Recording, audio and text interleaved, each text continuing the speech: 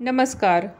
आपल्या सर्वांच्या मनोकामना पूर्ण करणारा, आधिव्याधी आणि दुःखातून बाहेर काढणाऱ्या, सर्व प्रकारच्या आजारातून, शारीरिक असेल मानसिक असेल अशा सर्व प्रकारच्या आजारातून मुक्ती देणारा, सगळ्या प्रकारच्या संकटातून सोडवणारं असं दत्तगुरूंचं एक प्रभावी स्तोत्र आहे. असा अनेक लोकांना अनुभव आला आहे. तुम्हालाही या गोष्टीचा अनुभव घ्यायचा असेल तर हे स्तोत्र कोणतं, कसं म्हणावं, कधी म्हणावं त्याविषयी आज आपण जाणून घेऊया. तत्पूर्वी चॅनलवर नवीन असाल तर सबस्क्राईब जरूर करा.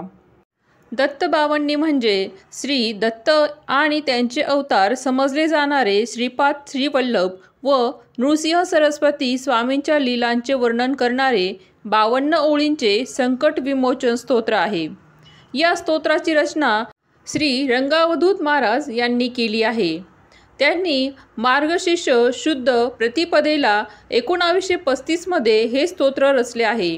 रईस या गावाबाहेर स्मशानभूमीजवळ असलेल्या सिद्धनाथ महादेव मंदिराच्या धर्मशाळेमध्ये या स्तोत्राची रचना झाली आहे. मूळ दत्तबावन्नी ही गुजराती भाषेमध्ये आहे. दत्तगुरूंनी कृपावंत होऊन पिशाच्यबाधा झालेल्या, आधिव्याधीग्रस्त असलेल्या लक्ष्मीबेन त्रिपाठी यांच्यासाठी परमपूज्य रंगावधूत स्वामींकडून ही दत्तबाहुनी लिहून घेतलेली आहे. दत्त संप्रदायात दत्तबावनीला ॲटम बॉम्ब असंच म्हटलं गेलं आहे. सर्व प्रकारच्या मनोकामना पूर्ण करणारे हे दिव्य असे स्तोत्र आहे. श्री गुरुचरित्र, दत्तपुराण, श्री दत्त महात्म्य, श्रीपाद चरित्रामृत या सगळ्या ग्रंथांचे सार स्वरूप म्हणजे श्री दत्तबावनी हे स्तोत्र आहे. या स्तोत्राला दत्तबावनी असं का म्हटलं गेलं आहे तर रंगावधूत स्वामींनी तुलसीदास यांच्याचप्रमाणे हनुमान चालिसाप्रमाणे दत्त चालिसा असे स्तोत्र करायचे होते. लिहिता लिहिता त्या 52 ओव्या झाल्या. परमपूज्य बापजी त्या ओव्या कमी करण्याच्या प्रयत्नात असताना स्वतः दत्तप्रभूंनी प्रकट होऊन त्यांना सुचवले की यातली एकही ओवी कमी करू नको. वर्षाचे आठवडे 52, गुरुचरित्राचे अध्याय 52 म्हणून या स्तोत्राची ओळख दत्तबावन्नी अशी राहील व दत्तबावन्नी म्हटले की रंगावधूत महाराज अशी त्याची ओळख राहील. आता आपल्यापैकी बऱ्याच जणांना प्रश्न पडतो की दर गुरुवारी 52 वेळा दत्तबावनीचे 52 पाठ करायचे की 52 गुरुवारी न चुकता एक वेळा दत्तबावन्नी म्हणायची. तर दत्तबावन्नी या स्तोत्रात परमपूज्य रंगावधूत महाराजांनी स्तोत्राच्या शेवटी स्वच्छपणे म्हटले आहे की 52 गुरुवारी नेत नेमे करे पाठ 52 सप्रेम असे त्यांनी सांगूनच ठेवलंय. सलग 52 गुरुवार म्हणजेच सलग 52 आठवडे प्रति गुरुवारी 52 ओव्यांची दत्तबावन्नी 52 वेळा म्हणायची आहे. म्हणजेच 52 गुरुवारी दत्तबावन्नीचे 52 पाठ करायचे आहेत. एकदा की अनुष्ठान स्वरूप सुरू केलं की त्यात खंड पडू देऊ नये. दत्तबावन्नीचे 52 पाठ एकाच बैठकीत करायचे आहेत का की त्याचे काही अजून नियम आहेत याबद्दल सांगायचे झाले तर यथाअवकाशे नित्य नियम या न्यायाने आपल्याला जेव्हा वेळ मिळेल तेव्हा गुरुवारी आपल्या सोयीने दत्तबावन्नी म्हटले तरी चालेल. दत्तबावन्नी म्हणण्यासाठी कोणत्याही 16 ओवळ्याची कडक असे नियम नाहीयेत. सामान्य सुचिरभूतता राखून शुद्ध अंतकरणाने दत्तबावन्नी प्रेमपूर्वक म्हणावी. आज म्हटली, पुढील 6-7 आठवडे म्हटली नाही, परंतु नंतर आणखी 4-5 आठवडे म्हटली असं अजिबात करू नका. हा नियम प्रेमभराने नित्य चालवावा एवढेच याचे पथ्य आहे. दत्तबावन्नीचा एक पाठ सकाळी स्नान झाल्यावर म्हणावा. एकदा म्हणायला फक्त 4 ते 5 मिनिटे लागत असतात. तसेच संध्याकाळी दिवे लागण्याच्या वेळी पण घरी आपण म्हणू शकतो. ज्यामुळे ज्ञान, अज्ञान, दुष्टशक्तींचा नाश होऊन जाईल. घरातील वातावरण मंगलमय होते. घरात सुख समाधान नांदतं. दत्तबावन्नी आपण कुठेही म्हणू शकतात. एखाद्या देवळात, एखाद्या मठात किंवा अगदी आपल्या घरी देवघरात बसून सुद्धा आपण दत्तबावन्नीचे पाठ करू शकतो. फक्त सोयरसूतक असेल किंवा महिलांना अडचण असेल तेव्हा आपण दत्तबावन्नीचे पाठ करायचे नाहीये.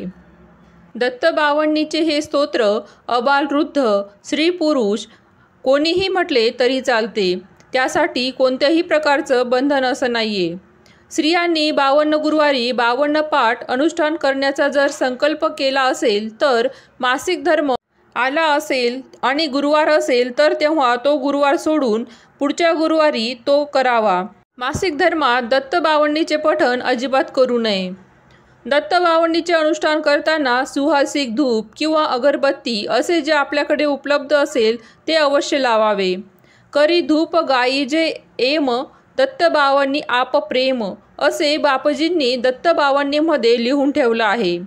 आपण दत्तबावन्नी म्हणताना आपल्याला अगरबत्तीचा धुपाचा अभिमंत्रित झालेला अंगारा एक डबीत नीट जपून ठेवायचा आहे. नंतर तो आपल्याला महत्त्वाच्या कामाला जाताना लावायचा आहे. आता आपल्यापैकी बऱ्याच जणांना हा प्रश्न पडतो की दत्तबावन्नीचे 52 गुरुवार अनुष्ठान पूर्ण झाल्यावर त्याचे उद्यापन करायचे असते का? दत्तबावन्नी या स्तोत्राचे जरी 52 गुरुवार अनुष्ठान करायचे असले तरी त्यांची सांगता झाल्यावर कोणतेही उद्यापन करायचे नाही. दत्तबावन्नी ही मूळ गुजराती भाषेमध्ये असल्यामुळे आपल्याला ती बोलण्यास कठीण जात असते.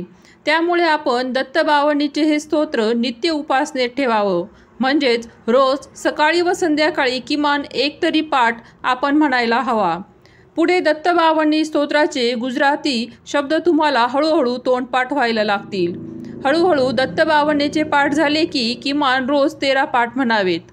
नंतर सवय झाल्यानंतर गुरुवारी 52 पाठ म्हणण्यास सुरुवात करावी. म्हणजे दत्तबावन्नीचे 1 वर्ष एक अनुष्ठान करण्यास आपल्याला सुरुवात करता येईल.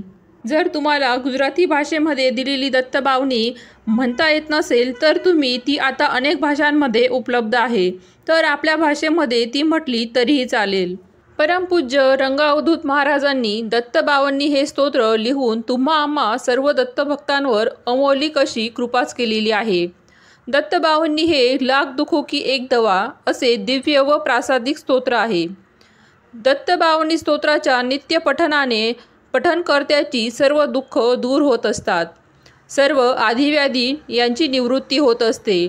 दुर्धर आजारही यामुळे बरे होत असतात.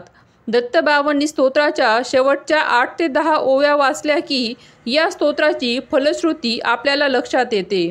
जर तुम्हाला तुमच्या जीवनातील सर्व संकट दुःख यांपासून मुक्ती हवी असेल तर दत्तबावन्नी जरूर म्हणा. आणि जर तुम्हाला या दत्तबावन्नीच्या एक स्तोत्राचा ओवीचा अर्थ जाणून घ्यायचा असेल तर मी डिस्क्रिप्शन बॉक्समध्ये एक लिंक देत आहे. त्यावर जाऊन तुम्ही तो व्हिडिओ बघून त्यात प्रत्येक ओवीचा मराठीत अर्थ सांगितलेला आहे तो तुम्ही नीट समजावून घेऊ शकतात. आशा आहे तुम्हाला व्हिडिओमध्ये दिलेली माहिती आवडली असेल तर लाईक करा, शेअर करा, सबस्क्राईब करा. धन्यवाद.